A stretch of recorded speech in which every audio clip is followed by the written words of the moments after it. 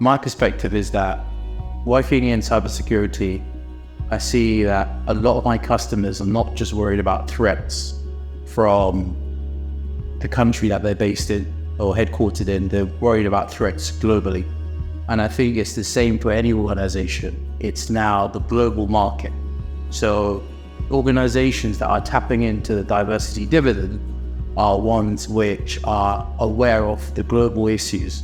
And usually, if an organization isn't inclusive, it might only focus on a particular market and actually losing out on market share globally in the global market that are in. So I think that's the first challenge if an organization isn't inclusive.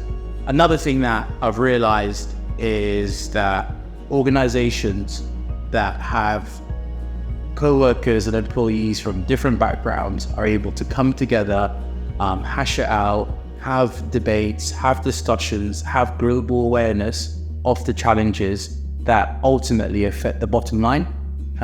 When I speak to CEOs about the diversity dividend, they want to find out, how do I get the next generation of thinkers in my organization so that I can have a competitive edge over my competitors?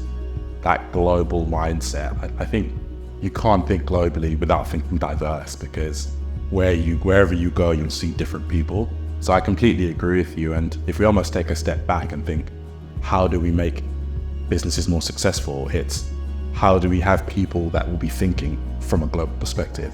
How do I employ people that can think from a African perspective, that can think from a European perspective? How do I ensure that the people in my organization can represent my interests in the best way globally?